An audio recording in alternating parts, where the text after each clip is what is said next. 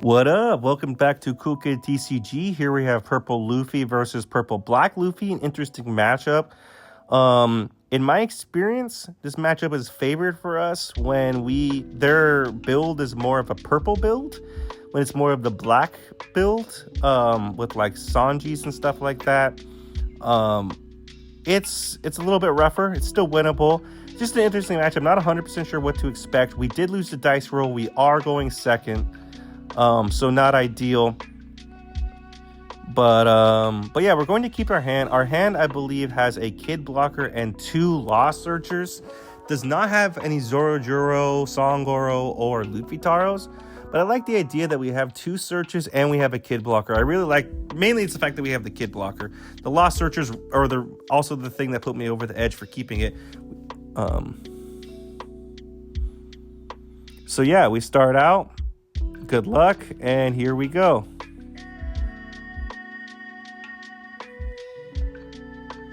He starts off with a 1 Dawn, and he's going to play a Lost Searcher of his own. Search top 4 for Straw Hat or Heart Pirate. Must be cost 2 or higher.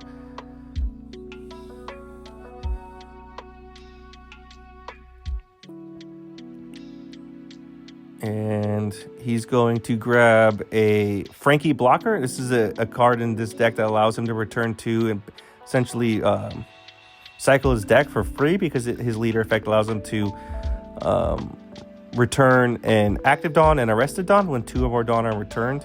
We're going to play our own Law Searcher. We're going to grab the Songoro, and then we're going to play a second Law Searcher. Pretty much one of the best starting turns we could have. Either that or play the Nico Robin blocker. Probably this is better. We get the 2K Soba Mask. Feeling good. 2 pretty decent searches. We don't have a Luffy Taro. Would love to see the Luffy Taro. But we do have a Songoro we could play off of the Luffy Taro. We also have an option where we could play the Kid Blocker or we could play the Songoro. We kind of talked about this afterwards. I like establishing the Kid Blocker, but I understand the reasoning for establishing the Songoro if you wanted to establish it. But ultimately, I think the Kid Blocker is the ideal second play, going second with Purple Luffy. He's going to tap 3 for Zorojuro. Zorojuro allows... This is kind of an interesting card where it allows him to ramp. He's going to swing 7 to life. We give him 2K, 1K. Zorojuro on play, you may return more than 1 Dawn, and you get 1 back active.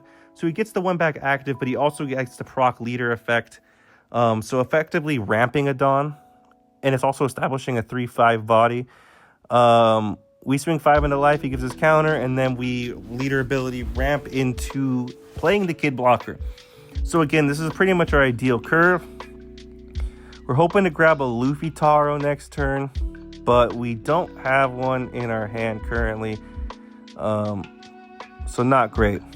He swings 7 into life. We could 2K, 1K. Oh, he puts the leader. No, he puts the leader on. Sorry, he puts the Dawn on first. One of the secondary effects is it allows him to buff all of his costs by +1. That makes the Sanji a 6 cost. So when he on plays, he can pop a 5 cost or lower.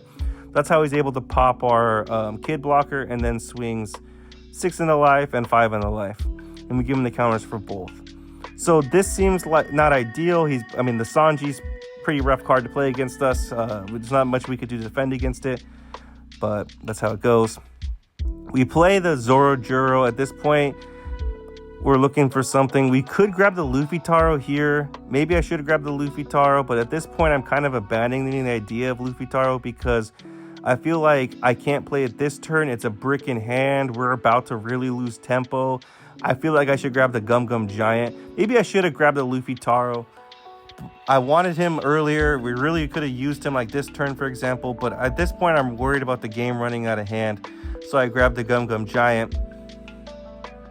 And now what we're going to do is we're going to swing 7 into that Zoro on his board. Or swing 8. Swing 8. And he lets it die. His board right now, the only board thing we need to worry about is that 6K power Sanji. We have 4 life. He's still at 4 life, I believe, as well. I don't think we've hit his life.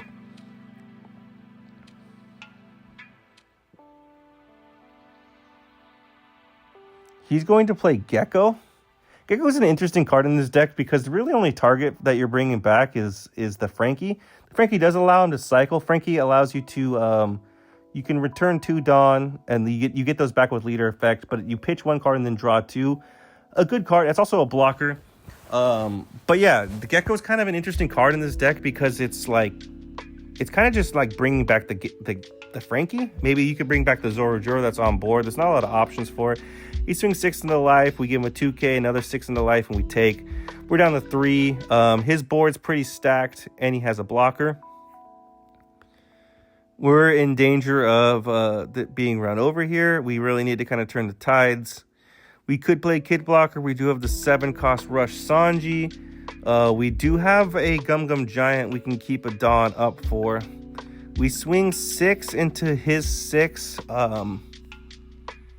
We have all 9 Dawn standing.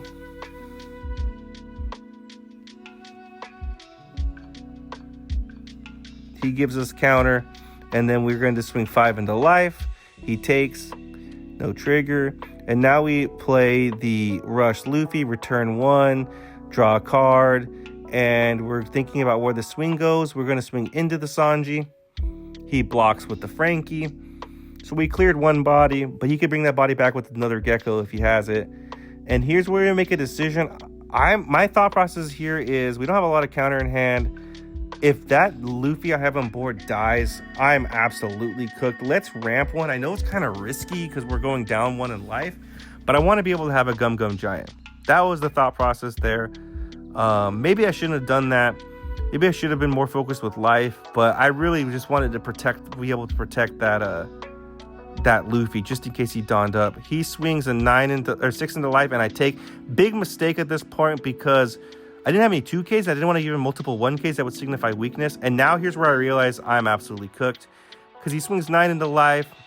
I'm going to Gum Gum Giant and then give him a 1K. But I know what's coming, and I should know what's coming because it's happened to me before.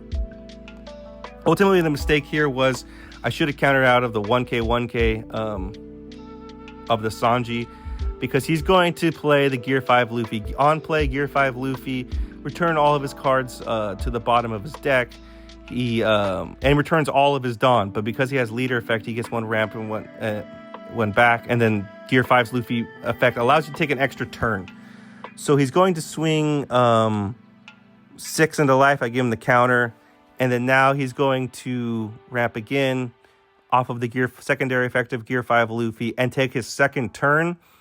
He's going to be able to hit us twice. He swings 12 into life. We don't have anything that can counter out of that. And then now he can swing he's thinking about whether to keep 1 Dawn up just in case for Gum Gum Giant.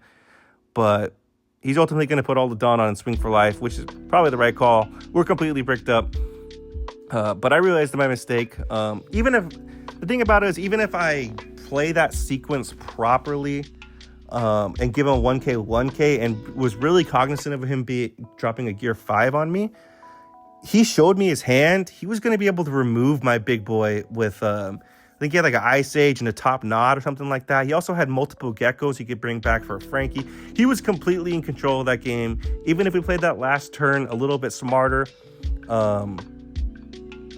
we were just delaying the inevitable. We got ran over this game, and that's how it goes sometimes. I don't really know what to take away from it. Early game decisions, it kind of just seemed like he saw the perfect stuff.